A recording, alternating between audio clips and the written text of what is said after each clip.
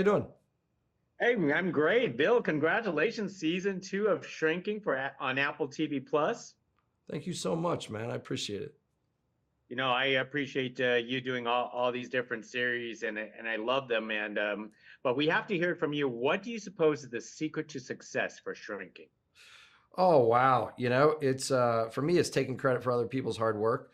But no, we talk about tone a lot in the writer's room, right? And the shows like this, there's a bit of a tonal tightrope because you're trying to walk this line between broad, silly comedy, because we are writing a comedy, and moments of emotional depth. And if you're too silly, it's very hard to make people care about the emotional stuff. And if you're too emotional, it becomes a drama that's not really a comedy. And we're very lucky that we have a cast that can make those hairpin curves and make you laugh one moment and then veer right into an emotional scene and have it still be authentic. So it is one of those rare, great gigs in my career, man. I know how lucky I am.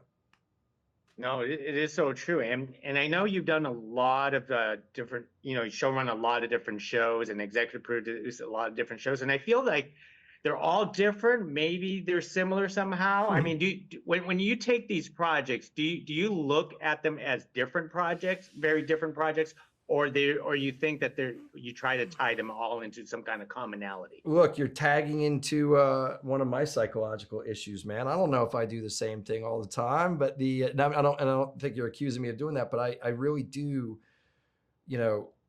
like writing shows that, though they're comedies, there's also bathed in hopefully authentic kind of emotional pathos and stuff. And I think that's because the way I envision my own life, I'm a lucky guy. I have an amazing family, but nobody out here escapes grief. It comes for you with a father with dementia. It comes for you with a family member or friend with addiction.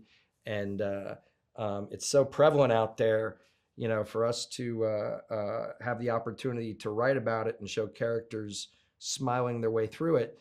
It has definitely been thematic in a lot of my work, in Scrubs and Ted Lasso and Shrinking, even Cougar Town, by the way, which is an underrated show. Go watch it. Yeah, I think I have a brand that I love and I will never veer away from. It's fun to try and experiment. I did a show called Bad Monkey that everybody's dead. It's more of a shoot 'em up and stuff. But I don't mind saying that that's my voice, and I've kind of embraced it at this stage of my career. So how do you tend to use like personal experiences or other people's experiences on these shows and where do you draw the line? Well, look, it started with Scrubs that we felt like it was such a broad, silly show in some ways, and we wanted the drama to really work. We felt like if it was inauthentic, people would sniff it out and the stories wouldn't work. So we really started lifting real life doctor stories. I mean, I don't talk about it anymore because he's an accomplished heart surgeon and cardiologist here in LA.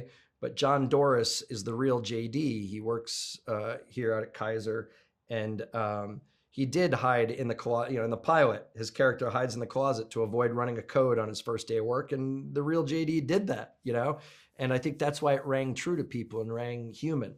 So yes, I'd say 90% of the stories on my shows like this come from real life experiences, at least tangentially, of cast and writers and creators. It's no accident that Brett and I both are dealing with Parkinson's in our family in a big way, and we're writing about it, and hopefully it seems authentic because of it. It is so true. And one last thing before I let you go, Bill. I love the fictional therapist that you write on the show. Which is if these therapists were real, Jimmy, Gabby, or Paul, which one would you prefer to speak with? Oh wow, that's a tough one. I haven't gotten to see, and I will get to a little more this year. Harrison, look, they're all good shrinks in my head, even though people think that they're breaking rules. But man, Harrison Ford, just that voice, I think I'd believe anything he said, right? Be like, oh, dude, Han Solo's telling me how to live my life. I love it. So true, so true. Well, Bill, thank you very much with this conversation. Hopefully I catch you next time. Yeah, thank you so much for the nice stuff you said, man. I appreciate it.